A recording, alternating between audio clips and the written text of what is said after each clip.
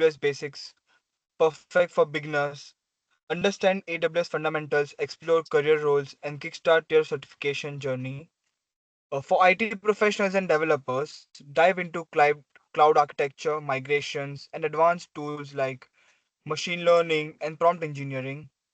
For data and AI professionals, master data strategies, analytics, and AI essentials that help you stay ahead in data-driven world. For business and technical decision makers, gain clarity on cloud investment, generative AI use cases, and why AWS certification adds strategic value. Join expert-led sessions and future-proof your skills with AWS.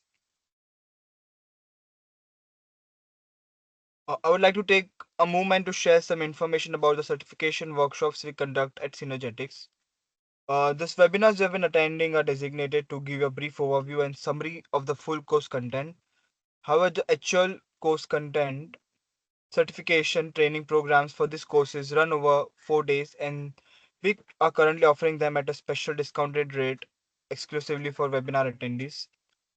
On my screen, you can see the list of in-demand certification courses we are currently focusing on. For more details, connect with one of my colleague, Mr. Vivek Balasundaram. I'll share his uh, contact details and his in the chat box. Do follow us on our social media platform to get relevant updates on upcoming webinars, workshops, and certification trainings we do. Thank you so much, everyone, for listening to me. Now we'll hand over the mic to our speaker. Thank you. Thank you, Shubh. So, hello everyone. I hope I'm clearly audible to all of you. Oh, yes, sir, you're audible clearly. Okay.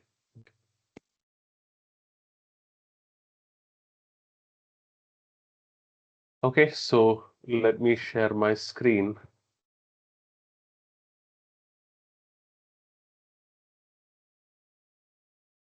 Is the screen is visible to all of you?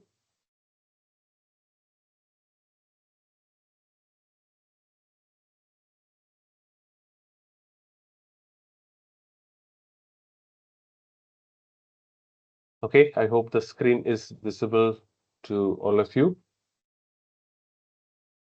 So, myself, Sonu, and I'm the speaker for today's session, and I'm a Microsoft certified trainer as well as the AWS authorized instructor.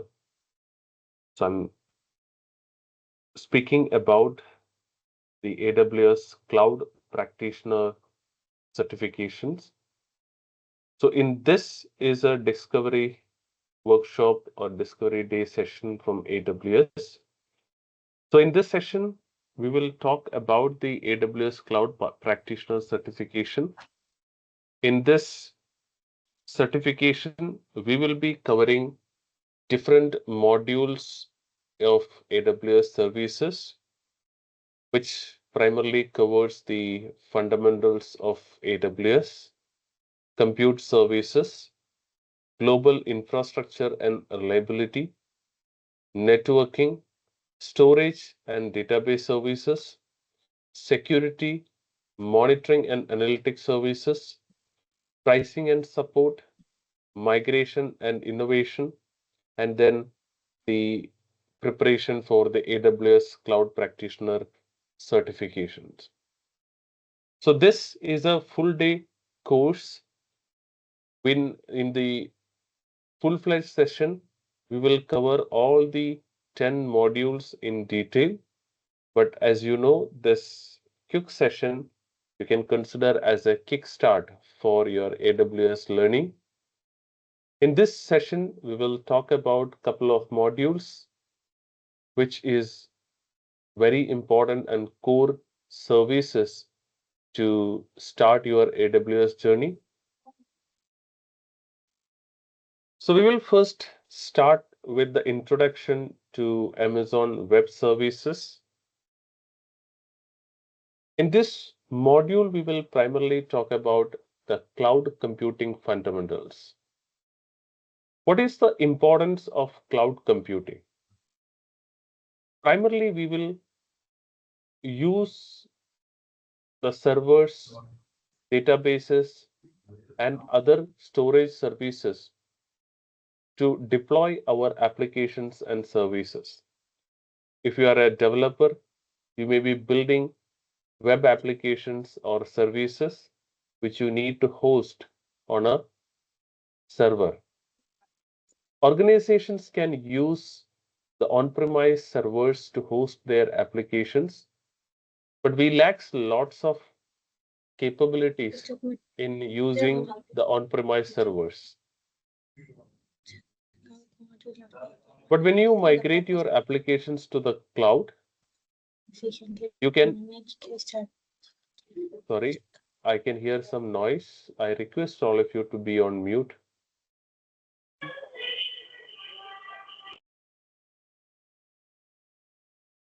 Okay, thank you. Okay, so when you use the cloud services, you can access your services from anywhere.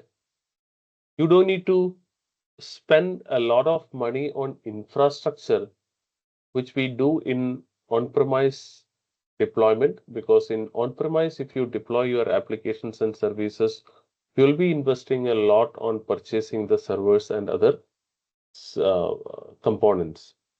But when you use the cloud, you can avoid spending money on the infrastructure and you can start using the services from the cloud environment. You need to pay only for the services that you consume, and you need to pay only for the time that you consume the service. You don't need to spend anything extra for consuming these services. Also, you can provision any number of services that requires your application to run. If you need more compute capacity for running your applications, you can provision those number of servers to host your application. There is a pool of servers available in the cloud. You can choose any type, any size compute from that pool of resources. And finally, you pay only for what you consume. So instead of paying for the infrastructure and paying for unnecessary compute, you have to pay only for the services that you consume. Primarily, we use the cloud as for hosting our applications. But yes, the different deployment models are cloud deployments, on-premise deployments, and hybrid deployment models.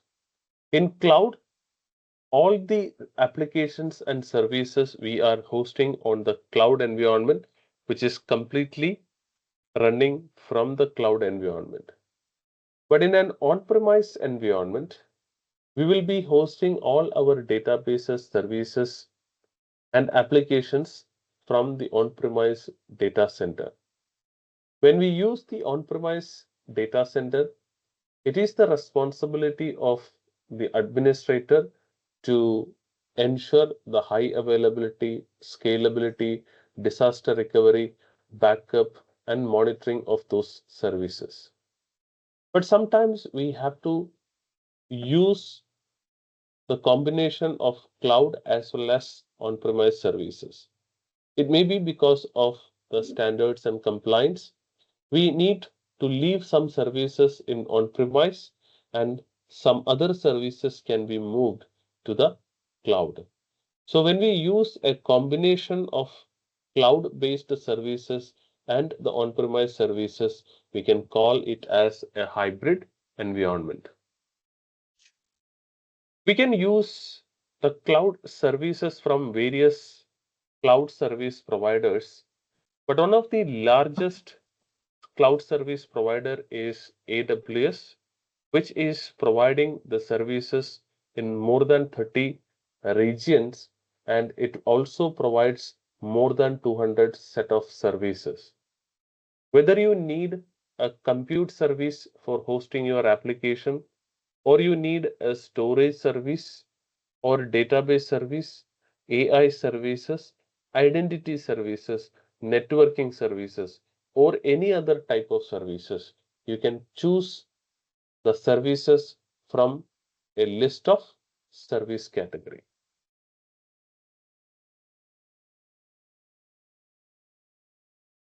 The benefits of using these cloud services, as I already mentioned, there is no upfront expenses because you will invest only for the services that you provision and consume.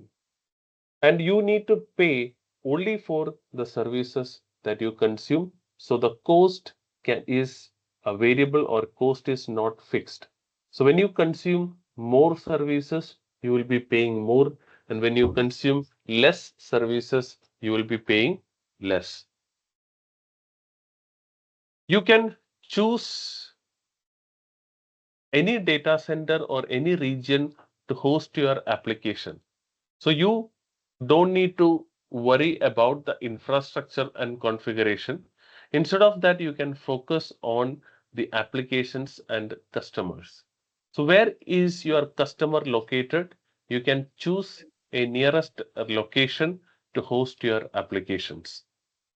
And also, when choosing the PaaS services, which is platform as a services, you don't need to worry about the infrastructure deployment and configuration. You can use the ready to use environment to deploy your applications and services.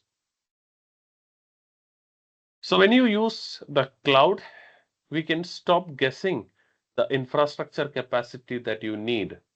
So instead of thinking about the number of servers, you can start provisioning your services or you can start deploying your applications on cloud with a small set of servers. And when the organization grows, when the number of requests or number of customers increases, you can move to a large set of servers.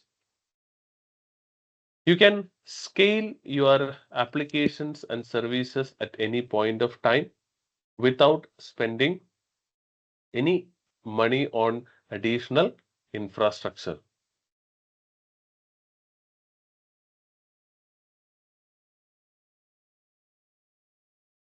So when you use the AWS services, you will be paying the cost only for the service or instance type that you select. So when you select a lower sized compute, you have to pay less cost for that. Or when you move to a larger sized device or larger sized compute, you will be paying additional cost or you will be paying the cost of that particular service. So when you use the cloud services, you don't need to pay the complete cost of the infrastructure setup. Since the cloud services are used by millions of customers, the total cost is divided across the multiple customers. It's something like that you are traveling on a rented vehicle. Suppose if you are hiring a vehicle only for your travel, then the entire cost of the travel you will be paying. But at the same time, if you are going with a shared transport, the total cost is divided between the customers or between the passengers. Suppose if the total cost is 500 rupees, the total cost will be divided between those customers. So the same benefit you will get when you use the cloud services. So when you use the cloud, the total cost is not paid by you. Instead, the total cost is divided across the customers of the cloud, and you will be paying only a smaller portion of that. So when we use the cloud services, you can deploy your applications very quickly so that the application's delivery time can be reduced. So you, instead of taking months for deploying the applications, you can quickly serve the newer versions of applications to your customers. So whenever you want to upgrade to a new technology, for example, from a typical web server based application, if you are migrating to microservices or container based applications or the AI based applications, you don't need to wait for the infrastructure configurations to set up. You can migrate your applications within seconds or within minutes, because on the cloud environment, everything is ready. So you can easily migrate your existing applications into microservices or container based applications or AI based services. You can deploy your applications anywhere in the world. As I mentioned earlier, AWS having data centers across the globe. So we have different regions for hosting your applications. So where you want to deploy the application, you can switch to the location and deploy those applications and services in the preferred location. So mostly organizations prefer a location which is low cost or which is providing less latency to their customers. And also, we need to think about the availability of services in that particular region. But organizations give preferences to the latency for accessing the applications and also the cost. Most of the AWS services are available in almost every regions. So we can choose any one global infrastructure option offered by AWS. So going forward, I will talk about the global infrastructure of AWS, which includes regions, availability zones, local zones, edge services, as well as the outpost. As I mentioned earlier, AWS is providing more than 200 set of services. So these services are primarily categorized into compute, networking, storage, database, security and identity services, management and governance services, and more. There are many more categories like IoT services, AI and machine learning services, blockchain services, messaging services, and more. But the core services of AWS are compute, networking, storage, database, and security.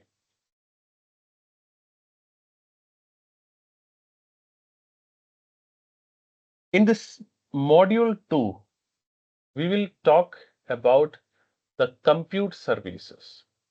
As I mentioned earlier, one of the core service is compute service.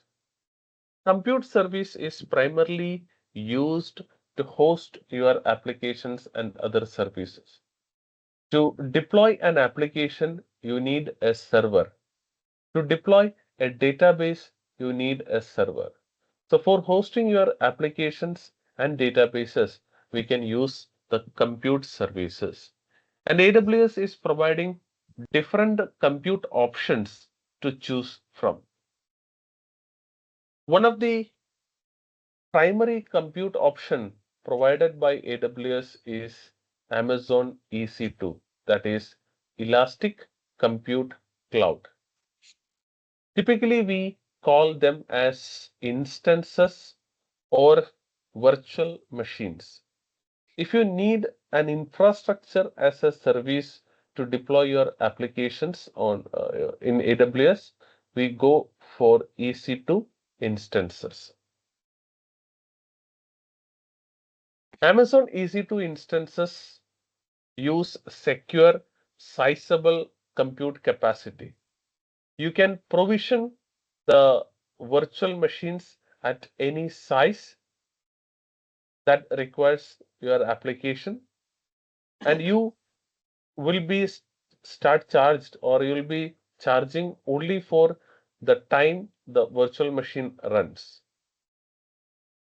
You can quickly provision these services because Amazon EC2 instances can launch the servers or launch the instances in less than a minute.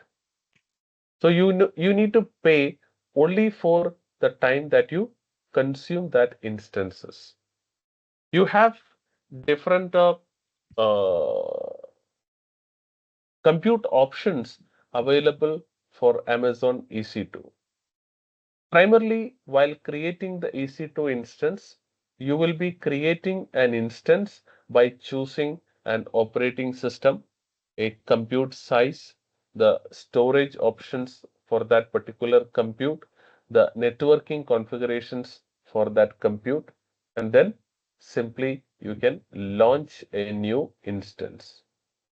Once the instance is launched, you can connect to that instance using an SSH or RDP connection. But if SSH and RDP connections are not available on your local machine, you can still go and access the instances over the browser within the console.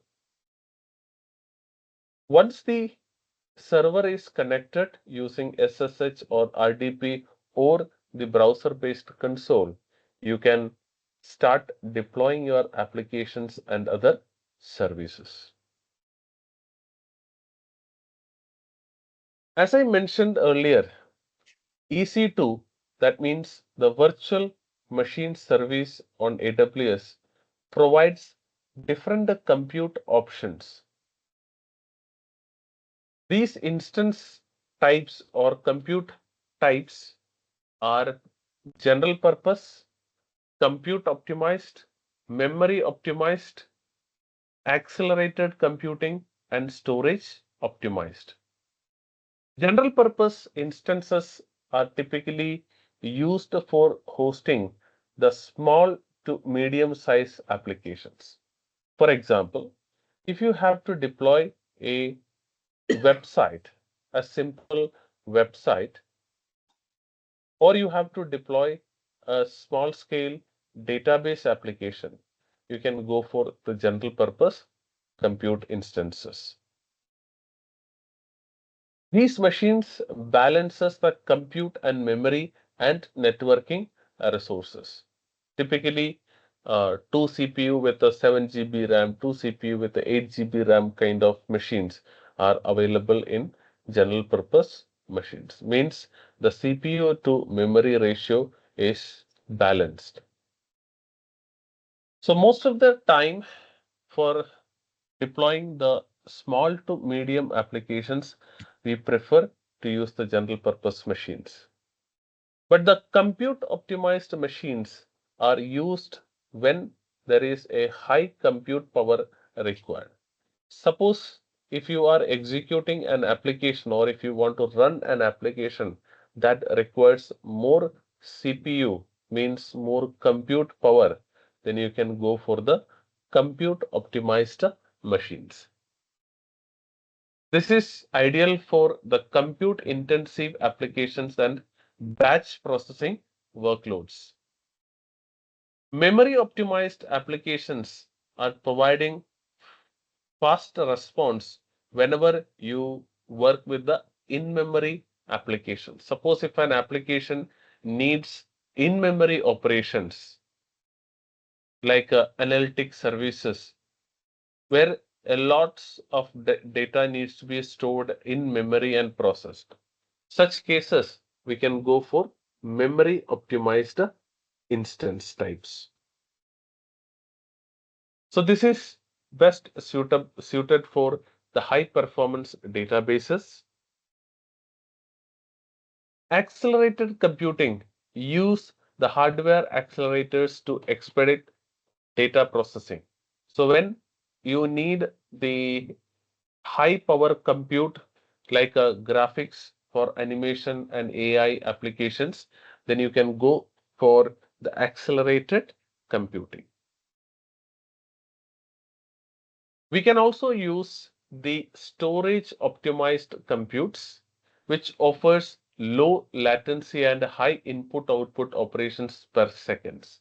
You can attach a large number of storage disk or storage capacity to these compute instances.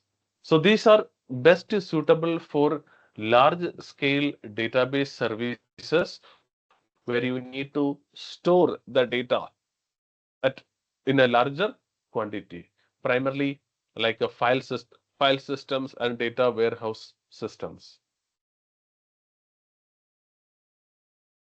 We have discussed about the compute types available in EC2. At the same time, we need to discuss about the pricing because we will select an instance not because of its compute capacity or compute power. We also consider the costing options. We can provision the EC2 instances on demand, or we can go with the spot instances. On demand instances provides different compute options. You can choose an appropriate compute option and create the instances at any point of time. There is no upfront cost or minimum contract. That means you can anytime create an instance and anytime delete that instance. Suppose if you are using your instance only for 10 seconds, still you have to pay for that 10 seconds only. Or if you are using that instance for 5 hours, so you have to use or you have to pay only for that 5 hours. So anytime you can create or delete those instances. So this is ideal for short-term irregular workloads. Means if an organization is planning to run some application, but they are not sure how long this is going to run or how long they are going to use that application. So in such cases, using the on-demand instances are better, or on-demand pricing model is better. Spot instances are other options. It is ideal for workloads with a flexible start and end times because this is providing the compute instances at very cheaper rate. So if there is a lots of compute capacity not consumed within a data center, AWS can provide these unused compute capacity as a spot instance. So whenever we want to execute some kind of scheduled jobs or short-term execution applications like a triggered applications, then it's better to use the spot instances. In that cases, you will get these instances at a very cheaper rate.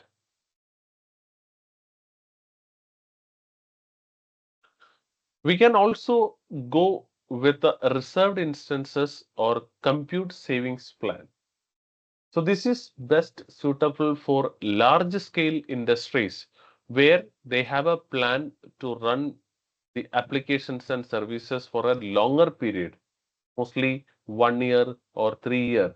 So they can make a contract with AWS for a 1 year or 3 year. In that case, you will be paying the cost of the instances upfront, which provides a lots of discount on those instances. So these reserved instances allow you to select a particular type of compute of particular size for a period of time. And you are not allowed to change the instance type, or the flexibility of changing those instance types are not uh, allowed, but or not available. But when you go with the compute savings plans, it allow you to choose different compute options. For example, if you want to use AWS EC2 instances or Lambda or Fargate, so any type of compute options you can choose within the compute savings plan, because uh, you may be deploying your web applications using a virtual machine instance or EC2 instance, but you also have some other applications which you need to run as a serverless service. So you can create a Lambda application for that. So, but since Lambda is also a compute service, choosing the compute savings plan helps to save around 66% of the total cost, and it allow you to switch between different compute options. Suppose sometimes I can use the EC2 instances, sometimes I can use the Lambda or Fargate type of compute. We also have dedicated instances. So in dedicated instance, the EC2 instance is runs inside a VPC, which is virtual private cloud, that is a local area network LAN connection. So this provides an isolated EC2 instance that runs in a single VPC instance, and no other instances are deployed inside the VPC. So you will get a dedicated VPC with your own instances. No other customers compute is going to run on that particular server. So this is having higher cost compared to the standard EC2 options, since it is providing a dedicated isolated environment. But when it goes to dedicated host, you will get a physical server on AWS data center where you can deploy the EC2 instances on that particular server. So that dedicated physical server will host only your application.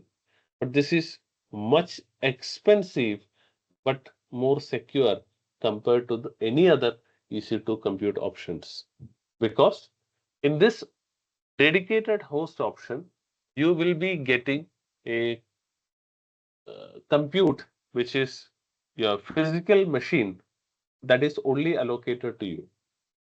No other customer's application is going to run on that particular server.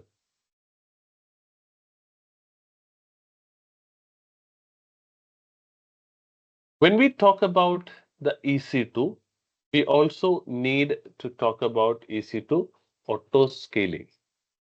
Because when we use the EC2 instances, it will be difficult for us to quickly scale the applications or scale the compute. For example, suppose if I am running my application in a single server, all the requests coming to the application will be going through that particular instance, or it is served by that single instance. But whenever the demand increases, whenever the application's demand increases, whenever the number of requests increases to the application, the server may not be able to handle all the incoming traffic or incoming request. At that time, we have to provision more than one instances. But we know that creating the instances, creating a new instances, installing and configuring the applications and services may take some time. So here we use the EC2 auto scaling, which can quickly clone and create a new instance from an existing instance. For example, if I'm using a single EC2 instance at this point of time, whenever the number of requests or number of HTTP request increases, I can quickly add more number of instances with the help of auto scaling. So in this, we can scale the capacity as compute requirements change. Means when we need more compute power, it add more machines.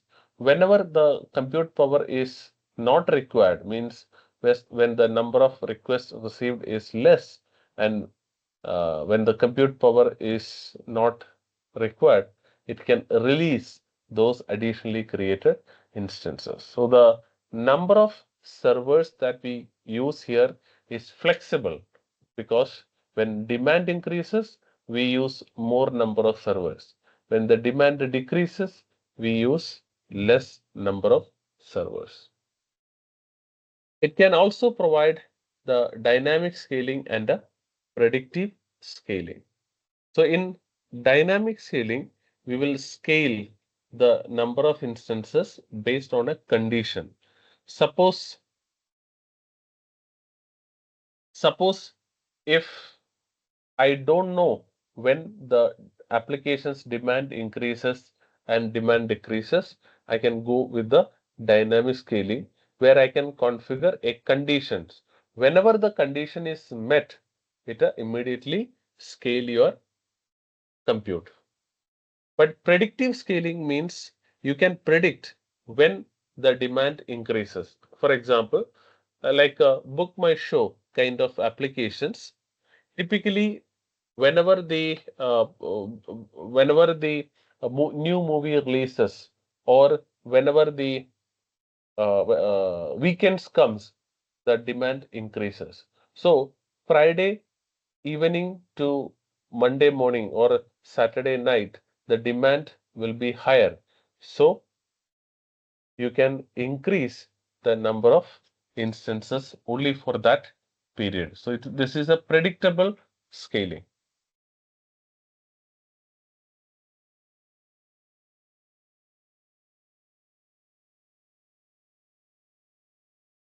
Next, we will talk about the AWS messaging services. We have already discussed about the compute services, which allow you to deploy the applications with the help of EC2 instances or EC2 auto scaling. AWS messaging services like SQS or SNS are typically used for providing communication between the application components. So you must be aware about the monolithic application architecture and microservices architecture. In a monolithic application architecture, all the application components are deployed together, or they are created as part of a single application. For example, in an e-commerce application, we will have different modules. We have product module, we have cart module, we have authentication module, we have user or sorry, the order module, we have payment module. Like that, different modules are there in a single e-commerce application. But all these modules will be created as part of a single application, which means inside a single application, we are creating all these modules. But the problem is it is difficult to manage and test. So it is better to convert them into microservices, which allow you to deploy the application as a independently deployable units. So here, each application component is deployed on different servers, either as containerized or non-containerized applications.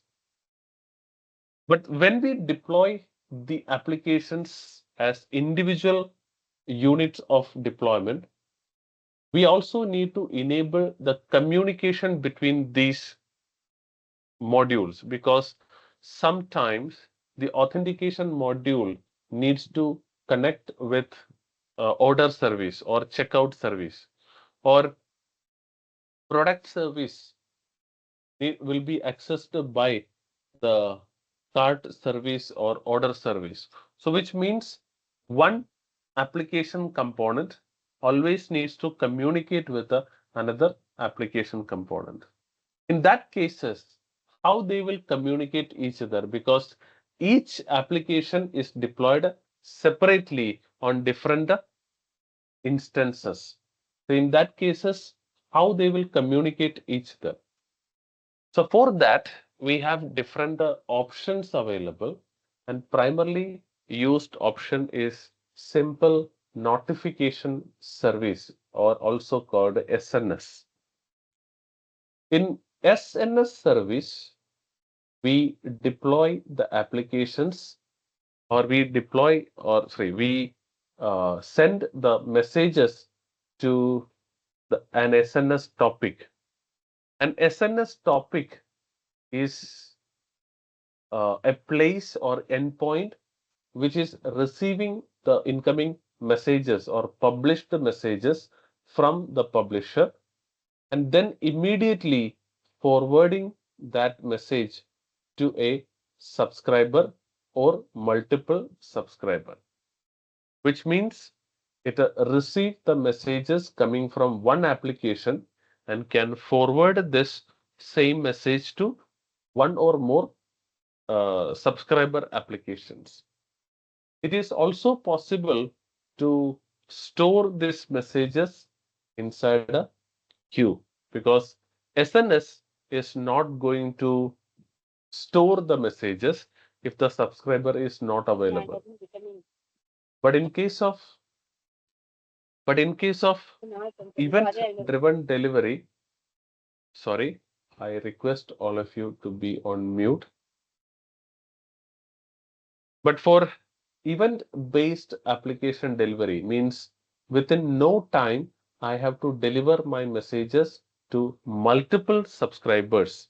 We have to go for simple notification service. So whenever the publisher send a message to the SNS immediately deliver that message to multiple subscribers, so that the subscribers can receive the message and start processing that message. Similarly, we can also use SQS, which is simple queue service, which looks similar to the SNS, but here we use a storage queue. In this, a sender application can send the messages to a queue, and a subscriber application can receive this message at any point of time. That means even if the subscriber is offline or the receiver is offline, no need to worry. Message will stay inside the queue for a maximum of 14 days. Okay. So whenever you want to deliver the message with a guarantee, then you can go with the SQS, because in this, any message sent to the queue will be delivered to a single subscriber or single receiver. The disadvantage of this service compared to the SNS is this is not supporting the one to many messaging pattern. So if you need a one to many messaging, then you have to go with the SNS. And if you need a store and forward mechanism, which which is receiving a message and store it for some time and then forward this message to the receiver. In that cases, we can go for the SQS.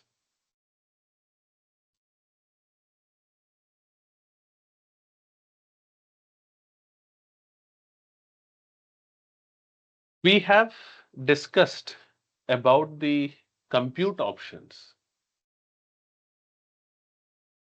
The one compute option we have discussed is EC2, which is an infrastructure as a service, because here in EC2 we will or we are responsible to install and configure the applications and services. But in that case, we have to think about the number of servers, and we also need to think about the infrastructure management. Infrastructure here, what I mean is how I will create a network component like a VPC, in which subnet I have to deploy the application. What is the IP I will assign to this machine? How I will enable secure access to the applications running inside this instance. So we have to think a lot of things about the server configuration, like where to deploy, what will be the IP, how to ensure the security. But when you use serverless services, you don't need to think about the compute, which means you don't need to uh, pre-provision any compute. You can just deploy the application. The application code will start running in any compute instance available. So here the benefit is, instead of thinking about the servers, you can just focus only on the code. So whenever the application need a compute to run, the AWS will automatically allocate the required compute. That means, suppose I have an application created as a serverless service, and I want to run this application. Suppose I can make an HTTP request to that particular application. Whenever the HTTP request is received, it will allocate the required compute, required CPU and machine to that application and start running it. So the benefit of serverless computing is you don't need to pre-provision any servers. So one such service is AWS Lambda. So what is AWS Lambda? AWS Lambda is a compute service, just like EC2.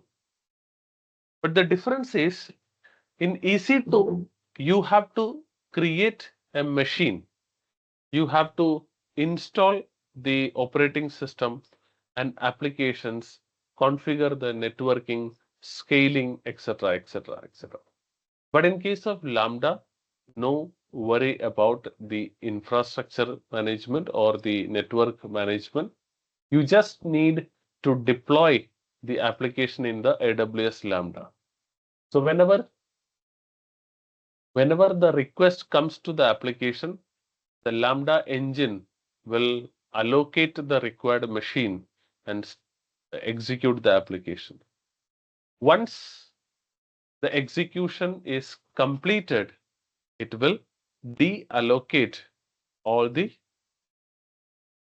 compute that is allocated for that Lambda application. So this helps you to run the code without provisioning or managing the servers. You pay only for your compute time while the code is running. So in case of EC2, you are supposed to pay for the compute that you have provisioned, even it is not in a running state, but or if it is not running the application. But in case of AWS Lambda, you have to pay only for the time when the application runs. Suppose if the application is running only for 3 seconds, you have to pay only for that 3 seconds.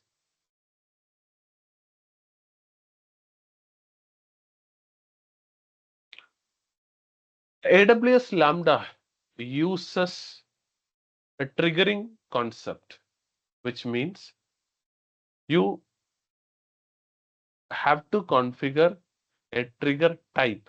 It may be an HTTP trigger or some scheduler or SQS or SNS kind of other AWS services which can make a request to the AWS Lambda and start execute it. So how the Lambda works? As a developer, you don't need to worry about the compute. You just upload the code into the Lambda and then configure the trigger, and whenever the trigger is fired, then it will execute the Lambda. And you have to pay only for the time that when the application runs inside that compute. For example, I can show you an example of a Lambda.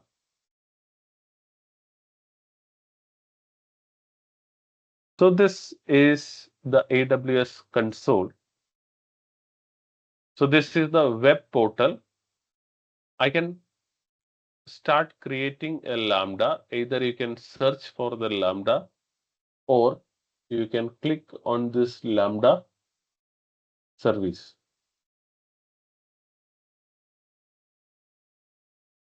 As you can see, a Lambda allow you to deploy your application code which supports .NET, Java, Node.js, Python, Ruby, and many more other languages and frameworks.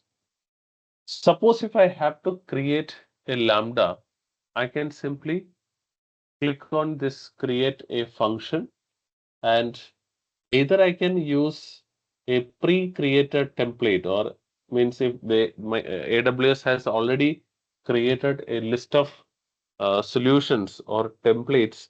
So either I can choose from that template. So here you can see these are the different templates available. So either I can use this template or I can start from the scratch. So author from scratch means you are going to create a new Lambda application without any pre-created or pre-written code. This is going to be the fresh application.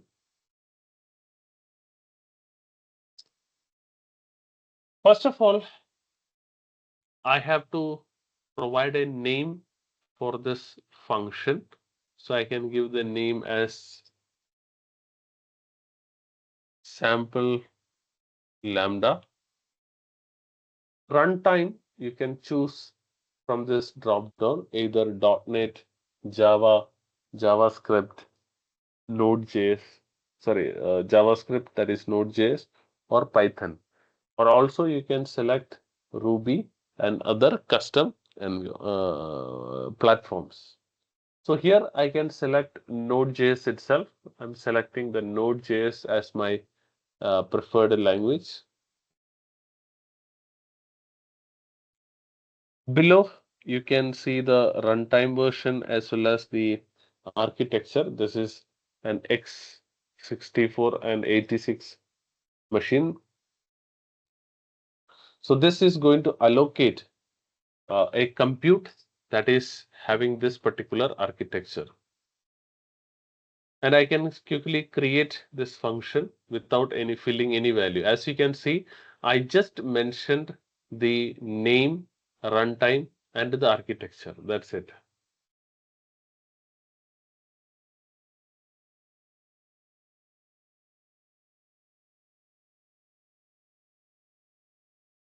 As you can see, the Lambda is created. Now, this Lambda function contains a sample code. So there is an online editor available. So this is exactly similar to your VS Code, that is Visual Studio Code.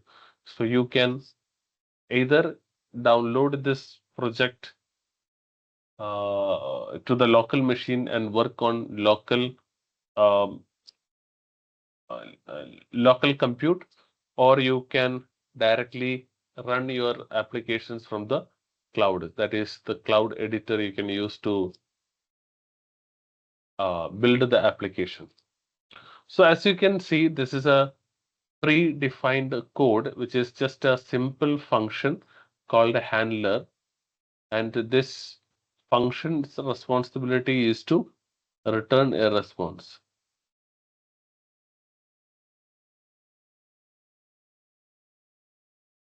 So as you can see, this handler function returns a response with a hello from Lambda message.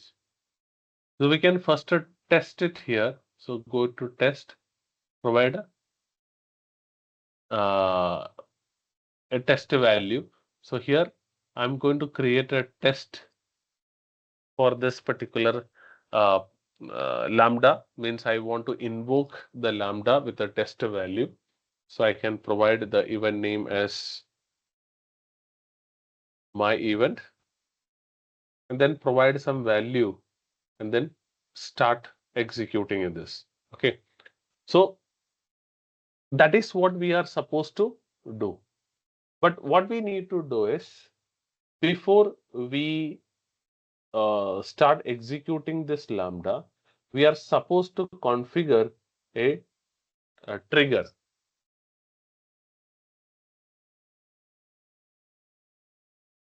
So trigger is typically used to start the invocation of Lambda. For example, I can click on this and select an API gateway. So API gateway is typically used to create a HTTP endpoint for that Lambda.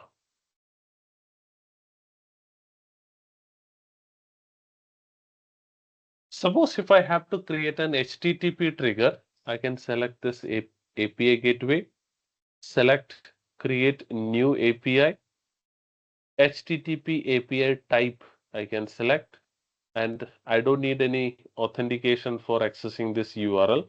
So I can simply select the security as open and say add. Very simple. It is creating an HTTP endpoint for this Lambda. So when you click on this, you will see the URL of that API gateway. Whenever you make a request to this particular URL, it is going to trigger this Lambda, means it is going to execute this Lambda. It's very, very simple. As you can see, I'm just going to make a request on this URL. Now you can see hello from Lambda is coming because this is the execution result of this code. Can you see hello from Lambda is coming? So as you can see, I have not created any compute for this one,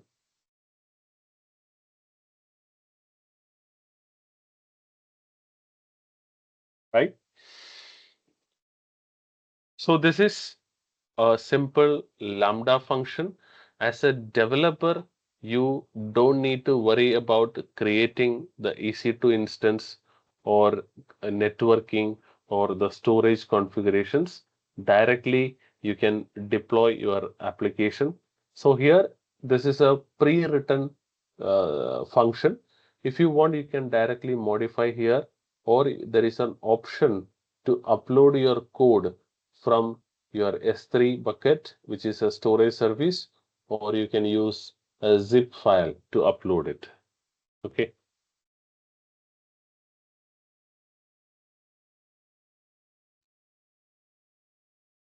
So in the compute section, we have discussed primarily the EC2 instance, EC2 auto scaling, and also the serverless Lambda service. The next type of compute is container services, because sometimes when we build the applications, we build them and deploy them as a Docker containerized application. So if you are familiar with Docker containerized applications, you can deploy such Docker containerized applications inside the AWS container-based services. And primarily, there are two container-based services we use. One is the AWS Container Orchestration Service, that is Elastic Container Service, that is ECS. So Amazon ECS, Elastic Container Service, is a proprietary container orchestrator on AWS. Okay, so it can run and scale the containerized applications. It can, or it uses simple API calls to control the Docker enabled applications. Means if you have created this Docker containerized application, you can quickly deploy these containerized applications inside the ECS cluster. So cluster means it is using uh, one or more compute machines inside that ECS environment. But we also have the EKS. EKS is another container orchestration service. So this uses Kubernetes as an orchestrator. So as you know, Kubernetes is a globally used container orchestration service. It is not only used by AWS, it is also used by Google, Microsoft, and many other cloud service providers. Suppose you are planning to migrate the applications, containerized applications from your other cloud services, or you are planning to migrate the applications from your account to the other accounts, then you can go for EKS because it is providing the same functionality that we get in a Kubernetes environment. Because behind the scene, it is using Kubernetes as an orchestrator. But in case of ECS, which is purely an AWS orchestrator, so you cannot migrate the ECS applications to other cloud because they don't know what is ECS. ECS is only available service in AWS. But the benefit of Kubernetes is a globally used container orchestration service so that you can use it with any cloud and then migrate the applications from your cloud to the other cloud or other cloud to your cloud environment.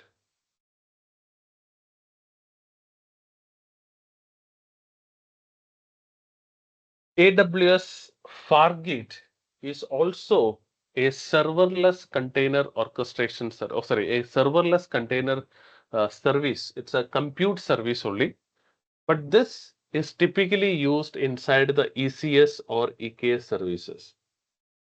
This is a serverless container service. So we have seen another serverless service, which is AWS Lambda. Similar to AWS Lambda, this AWS Fargate is also serverless, which means we don't need to uh, worry about the infrastructure configuration. But this is primarily used within the Amazon ECS or EKS for providing the compute capacity.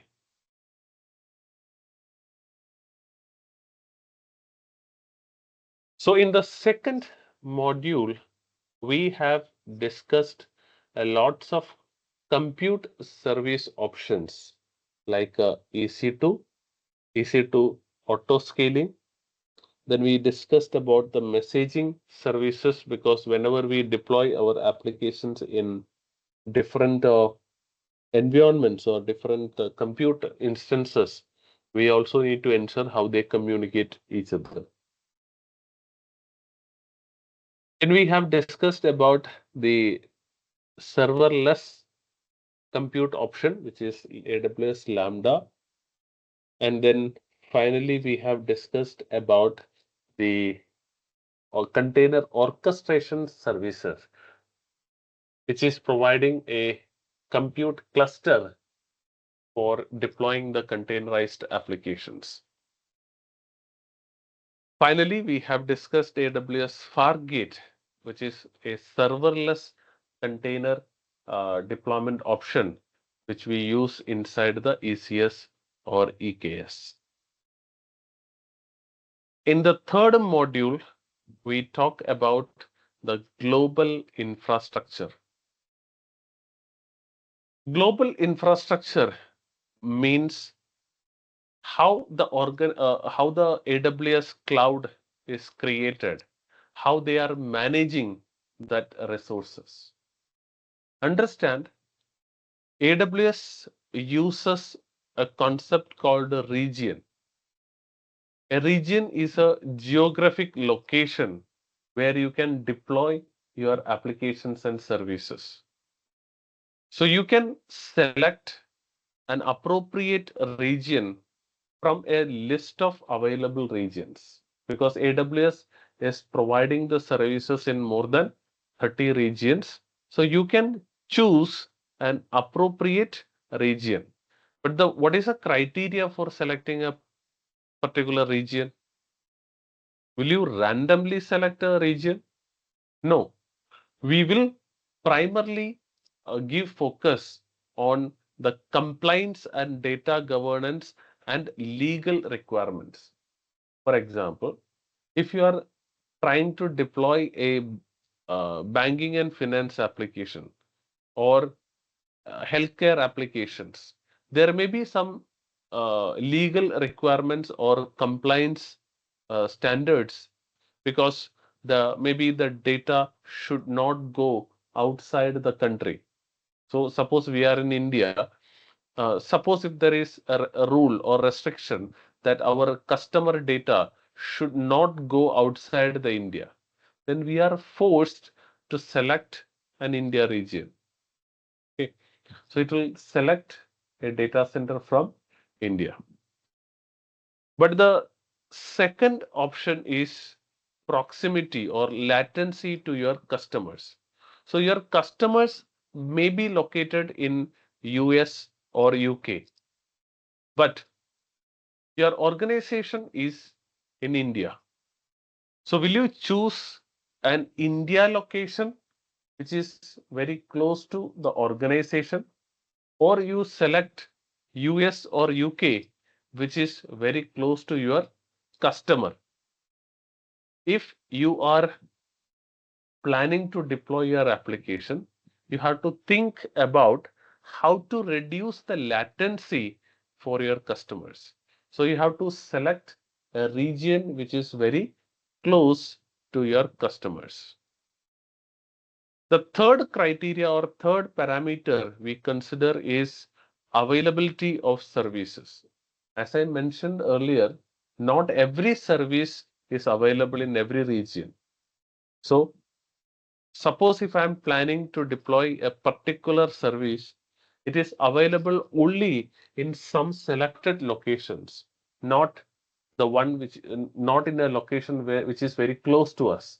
So in that scenario, we are forced to use a location which is providing that particular service. And finally, we also consider pricing, the cost. Not every region is providing same cost. So which region is providing cheaper rates, we can go with that region also. But ensure the governance, compliance, and other legal requirements are satisfied. The customers are not complaining about the latency, and all the services are available in the selected location. In that cases, we can go with the pricing option, because pricing we cannot consider as the primary factor for selecting a particular region.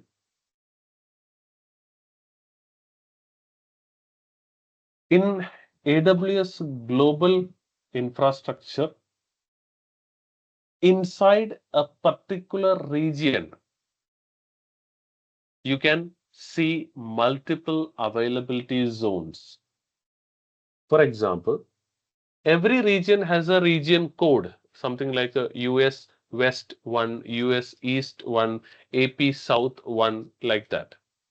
So within a particular region, there can be minimum 3 or more availability zones. So what is this availability zone?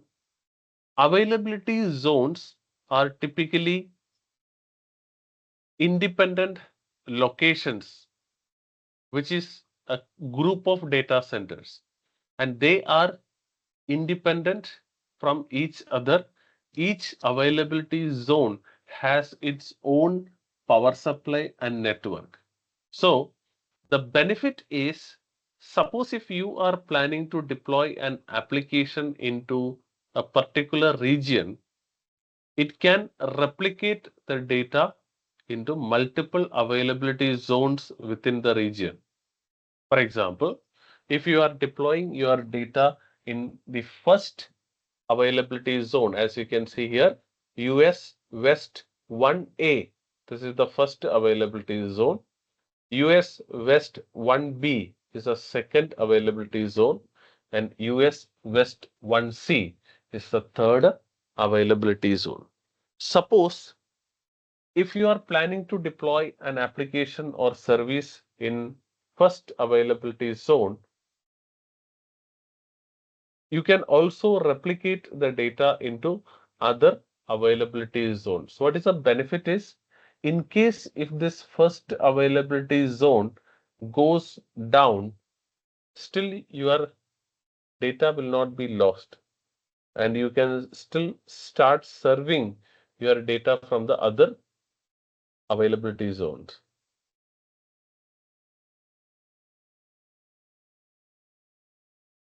So this is what I mentioned. If one instance which is deployed in availability zone 1, if it fails, still you can access your applications from the instances running on the other uh, availability zone. AWS Outpost. AWS Outpost is also a part of the global infrastructure. So typically, uh, so considering an example of a coffee shop, okay, so maybe the customers who is working in a company, maybe the company is maybe the other side of the road, and the coffee shop may be a little far away from that company, that organization.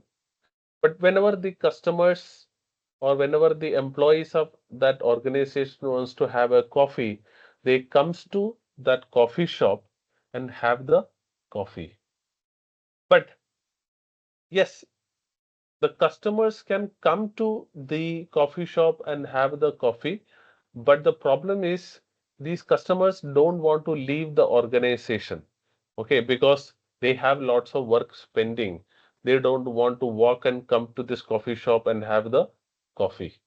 So what this coffee shop owner can do, instead of asking these customers to come here, they can start a small branch of that coffee shop inside the organization itself, maybe inside the organization canteen or inside the campus. They can have a small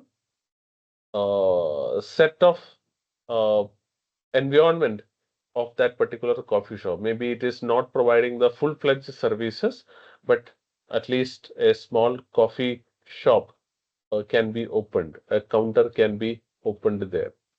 So what is the benefit to the customer is, customer need not to come out of their organization, because now the coffee shop's branch is inside their organization in environment itself. So they can access the AWS services. Sorry, they can access uh, the services of the coffee shop without leaving their organization. So similarly, in AWS also, They have a region in a particular location, but their customers may be located a little far away from the data center location or the region. So in that cases, AWS can provision an outpost, which is something like a small data center or small shop within the customer location or near to the customer location. So customer can easily access the AWS services from this AWS outpost.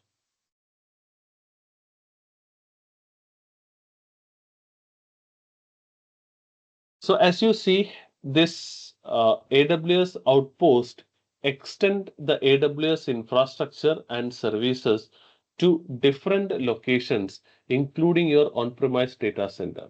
As I mentioned, there is a very large data center in AWS, okay, in a particular region, but your organization requires some AWS services inside their on-premise environment.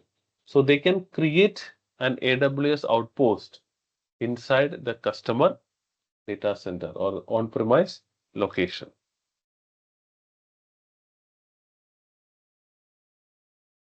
There are different ways to interact with the AWS services because AWS services are globally available and globally accessible. But the question is how I will access them. There are primarily three ways to access them. One is to use a management console, which is a web-based portal. So as I showed in the demo, I first logged into a browser-based web console that is called a management console. Second option is CLI, that is AWS CLI, which provides a command line interface to connect and execute the AWS operations. So every operation can be executed via a set of commands. Suppose if I have to create an EC2 instance, or I have to delete an EC2 instance, or I have to upload the files, download the files. So for every operations in AWS cloud, there is commands available. So you can run those commands from the command line interface. These commands can be installed either inside your local machine, or you can run these commands from the management console itself. Third option for interacting with AWS services is the SDK. Means if you are a developer, you can use the software development kit, which is available for Python, Java, JavaScript, and .NET and other languages. So if you are a .NET developer, you can use .NET code to uh, manage your AWS resources. Or if you are a Python user, you can use the Python library for performing the AWS operations. As I mentioned, this is the web console. So you can create and manage your AWS services directly using this web console. Web console is primarily used by the beginners because if the beginner is not much comfortable with the SDK and command line interface, this user interface will help them to create and manage the services very easily. But if you are comfortable with the command line tools or command line interfaces, either you can use the command line option available within the browser, which is Cloud Shell. So here it can open a command interface within this browser. As you can see, it is preparing the Cloud Shell. They can start writing these commands like AWS S3 ls. Can you see? It is showing the list of S3 buckets available. The same commands I can use from my local machine also, because if I have installed the AWS CLI in the local machine, I can run these commands from my local machine also. As you see, I'm running this command. If I am authenticated locally, you can see the same result. Okay, so I can list the S3 bucket, create the S3 bucket, delete buckets, create the EC2 instance. Any operation can be performed with the commands as well. But if you are a developer, then obviously you have to write the code with the AWS SDK. Suppose if you are a .NET developer, you can go to this SDK. So you can just see some sample codes like installing the package with the NuGet. This is the package name for S3 buckets management, and you can start writing your code.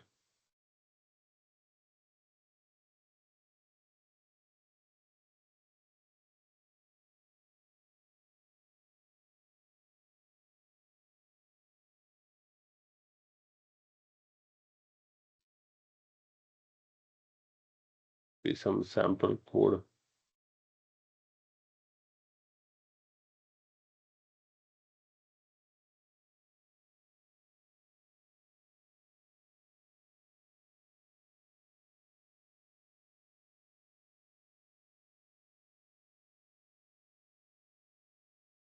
Yeah, so here you can see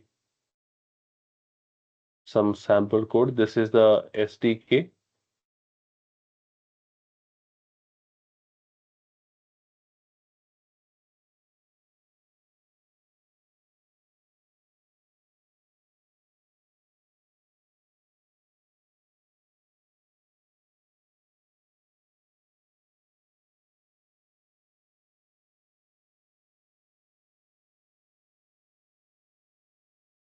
Sample codes are available in GitHub. So if you are interested, you can go and uh, refer that sample codes available. So for every service, whether it is uh, S3 or EC2 or SNS, SQS, so for every service, you can see the proper documentation for that library.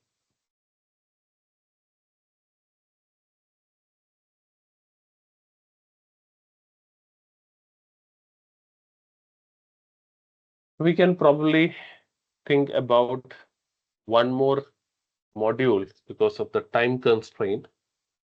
So that is networking, which is also a core service. Typically, uh, if you consider an example of a coffee shop itself, so whenever the customers wants to buy a coffee, what they do, they will go to the coffee shop and they will go to the cashier and pay the money, and this cashier will be providing a token or something to the customer, and then customer will get the coffee from the supplier. So it is the responsibility of the cashier to inform the supplier that okay, this customer has paid this cost and provide that particular coffee. So the customer is not directly going to the supplier and paying the money or placing the order. Instead of that, so customer will go to the cashier or go to the counter and saying, okay, I want to have a coffee of this. Maybe I want to have this particular type of coffee. And then it is the responsibility of the cashier to inform this to the supplier. So supplier is providing that coffee to the customer, and the customer is not directly interacting with the supplier. Similarly, in our cloud environment also, some of the customers are allowed to connect with some other services, but not with all services. For example, these customers are allowed to connect with this particular service or application within our AWS, but not allowed to connect directly with this. For example, in a web-based applications, this may be a web server. So customers can access the web application, but they are not allowed to access the database server directly. So this is a database server because customers are not going to perform any operations on the database directly. They do all the read write operations to the database through the web application. So how I will ensure that customers are not accessing the database services, but only accessing the web services. So this is the typical scenario that we configure in the AWS networking, because we need to ensure that some of the services some of the services are accessible from outside and some of the services are not accessible outside. So for ensuring the communication and security for accessing the applications, we use VPC, that is Virtual Private Cloud. Virtual Private Cloud is enabling you to launch your resources inside a virtual network. Means VPC is typically used to create a local area network within the AWS environment. Inside this VPC, you can create multiple subnets. So typically when you create a VPC, you are supposed to allocate the IP address range, the IP address space. So any resource that is created inside this VPC will get an IP from that particular given range. So that IP can be used to communicate with that service. Suppose inside the VPC, if you have created two machines, EC2 instances, that two instances will be getting the IP address from that VPC. But I want to ensure that the first EC2 instance, which is for deploying the web application, is accessible outside, but the second EC2 instance, which is deploying the database, is not accessible from outside. So in that cases, we can deploy them in two different subnets. One subnet can be a public subnet, which allow the external users to communicate with the services running on that network. But there is a private subnet which does not allows external communication. So for that, we have to create subnets. So what is a subnet? A subnet is a section of our VPC, which means when you create a VPC, we can divide our VPC into multiple subgroups. These groups are called subnets, and some of the subnets allow public access and some of the uh, subnets are not allowing the public access. So here you can see this public subnet is deploying the EC2 instances so that the users can access the applications running on the public subnet EC2 instances. But in private subnet, there are databases which are not accessible from outside. So whenever we make a request to this subnet, this is not allowing the access inside. But the question is, whenever we create a subnet, how I can ensure that it is publicly accessible from outside? Typically, whenever we create a subnet, it is private, means it does not provide public access by default. So if I have to ensure that uh, instances deployed on one subnet is accessible from outside, then you have to deploy a special service called Internet Gateway, because Internet Gateway allow the traffic from outside the VPC to this particular VPC. So the external traffic is always coming through the Internet Gateway and reaching the subnet.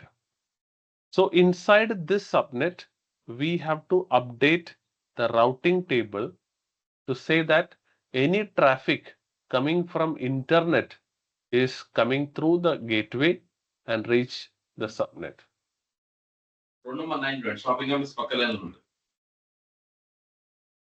Sorry, I request all of you to be on mute. Virtual private gateway is another type of gateway service which is typically used to connect your on-premise data center with the cloud VPC, because this is primarily required in the hybrid networking. So we discussed about the hybrid model in the beginning, because some of our applications or services are running in the cloud and some of our applications are still running in our on-premise data center. So we have to ensure the communication between the on-premise network and the cloud network, because maybe the applications running in on-premise wants to access the databases running on cloud, or the applications running on the cloud wants to access the databases running on-premise. So in that case, we need to establish a secure connection between we have to establish a secure connection between these two networks. One end we can see the cloud VPC, the other end we can see the on-premise data center network. Then to ensure that the communication between the two networks are happening, we have to deploy a special gateway service called a virtual private gateway. So don't get confused. Internet gateway is used to allow the traffic from internet from outside the network. But virtual private gateway is used to allow the traffic from the corporate network or the on-premise data center.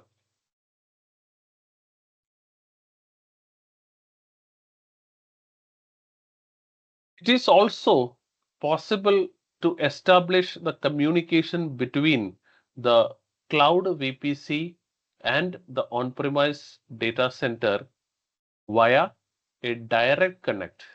So how the direct connect is different from this virtual private gateway? Because in virtual private gateway, the even though we are communicating between this on-premise and the cloud VPC, the traffic is always goes through the internet. So the speed of the communication, security, reliability, it's all depends on this internet traffic. Okay, because all the data transfer happens over the internet in a virtual private gateway communication. But suppose if an organization wants to ensure that the communication between the on-premise data center and the cloud VPC should be private and there is no public internet required. In that case, we will go for direct connect. In direct connect, we provide two endpoints. One is at the client side and one is at the cloud side. And there will be a physical cable, fiber optic cable communication between the organization data center and the cloud data center.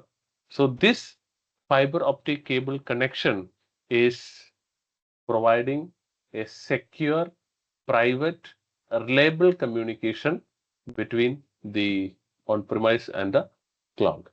This is quite expensive compared to the other communication options because, as you know, we have to implement some physical cable communication between these data center, on-premise data center and the cloud data center.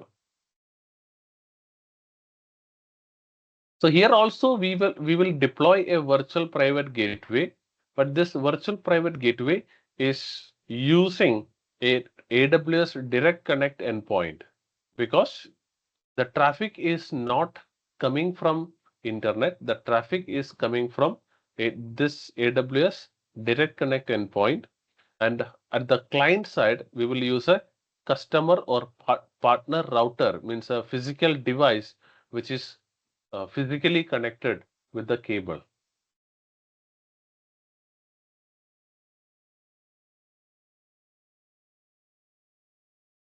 When we talk about the networking, obviously we have to talk about the access control and the security. So we have discussed what is VPC, what is subnet, and how we can establish the communication from on-premise to the uh, cloud uh, using virtual private gateway and the direct connect. Now the question is how we will securely access the resources deployed in VPC. Suppose if I make one subnet as a public subnet, as you see in this previous picture. Suppose this is a public subnet and I have some EC2 instances deployed here. Whether all the traffic from outside is allowed to the public subnet, then what is the security? So I have to allow only some specific type of traffic, not all the traffic, right? So how I will ensure that the traffic coming from some selected IP ranges or traffic coming from selected selected port numbers or some specific type of connections are only allowed. Not all the traffic is allowed. So yes, traffic is allowed because it's a public subnet, but not all traffic. Some selected connections are allowed. So how to ensure that it is securely connecting? For that, we can use two security configuration. One is at the subnet level, which is called a network access control list. So network control access, network access control list is a set of rules, that is inbound and outbound rules that will allow or deny the traffic. Okay, that means inside the subnet, how many machines are there doesn't matter. All the traffic will be filtered by this network access control list. So this ACL will verify each traffic coming to the subnet, whether it is allowed or denied in the rule list. So it has a rule list, inbound rule list and outbound rule list. So inside the inbound rule list, if it is an allowed traffic type, then only it will allow it to go inside. For example, the incoming traffic is an RDP connection, remote desktop communication. But according to the ACL rule, that is access control list, RDP is not allowed. RDP is a block the service. Then what happens whenever somebody tries to access using RDP, this ACL will block it here. But at the same time, if the incoming traffic is actually an HTTP request, then the ACL will go and check the incoming traffic list or inbound rule whether HTTP is allowed or not. Yes, HTTP is allowed one. So HTTP traffic will be allowed to go inside. But you can see RDP is blocked there. Even though both the traffics are coming from outside, but only HTTP is allowed inside, but RDP is blocked. It is happening at the subnet level. So that is done with the help of ACL. Okay. But again, we also have a security group configured at the instance level. So this is my EC2 instance. This is the EC2 instance. For securing my EC2 instance, I can apply one more set of rules and conditions or inbound rules and outbound rules. That is called a security group. So security group is configured at the instance level,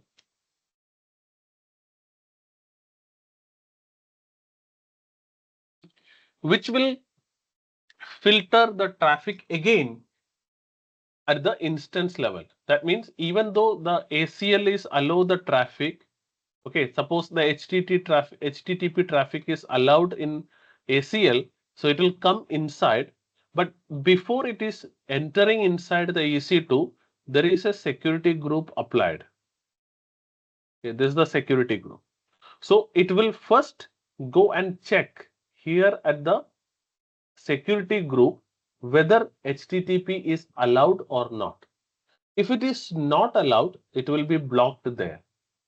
If it is allowed, then only it will go inside this EC2. So here the filtering is happening at two levels. One is at the subnet level and another one is at the instance level. So every instance can have a separate security group. So this instance, I can configure a different inbound outbound rules, and the second instance I can configure another set of inbound and outbound rules. So what you need to understand here primarily, network access control list is a virtual firewall. It is like acting like a firewall for a subnet. So this is protecting at the subnet level. By default, the default ACL allow all the inbound and outbound traffic. This is actually a stateless firewall, which is requiring inbound rule plus outbound rule.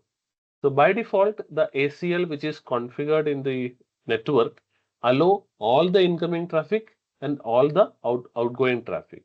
But you can go and modify that rules. Like you can say, instead of allowing all or denying, or sorry, instead of allowing all inbound or all outbound, allow only some specific inbound or allow only some specific outbound, so that you can explicitly modify inside the ACL.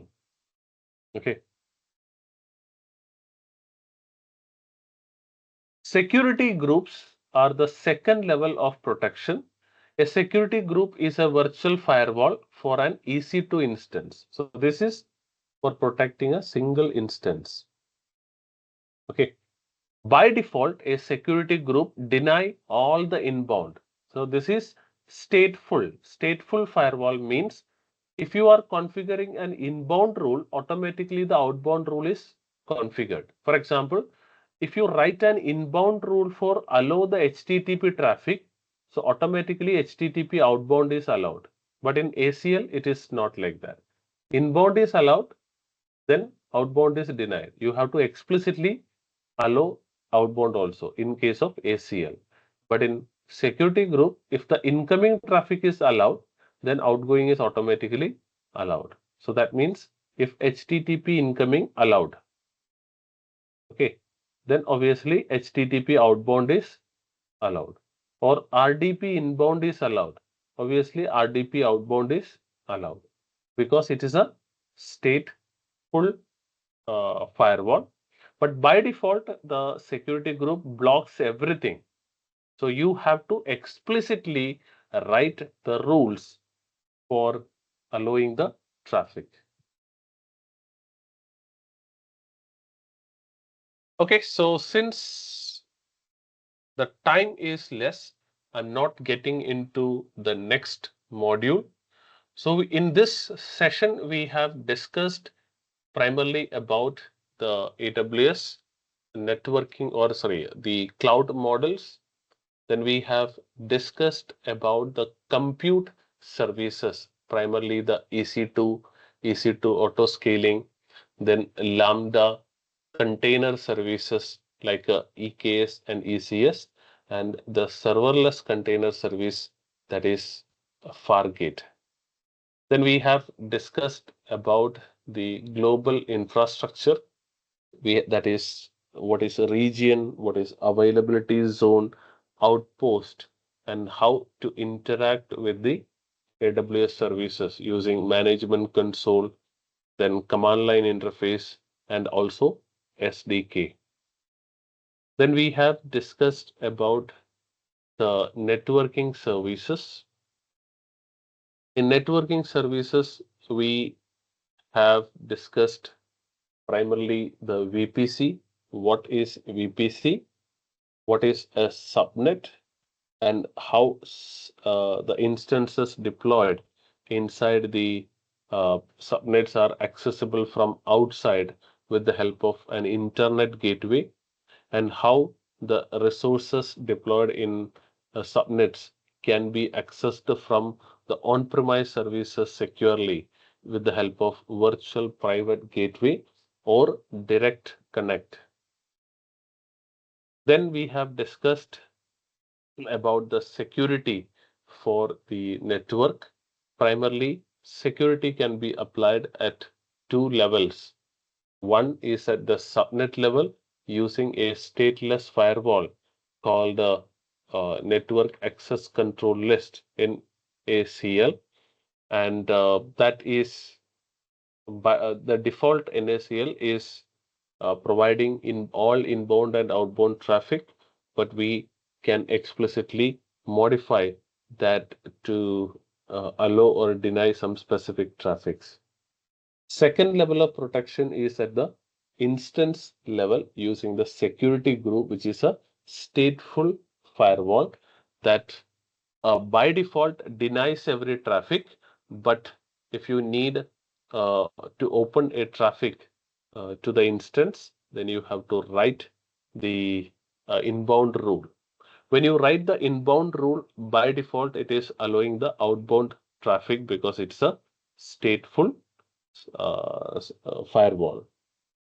So this is what we have discussed in this just 2 hours of session. Since this is a quick session, we didn't go into the details of each and every service. But if you go with a full-fledged course, we will talk about each and every services in detail. And in this cloud practitioner certification, primarily the overview of all services will be covered. And in this exam, you are supposed to secure 70% of the score. And this primarily the MCQ level of question you can expect from this. And this is quite a fundamental certification, which is considered as the base for various other certification, whether you are going with associate level certifications or specialty certifications. The cloud practitioner certification will be considered as a fundamental level of certification. So that's it from my side for today. So thank you, everyone.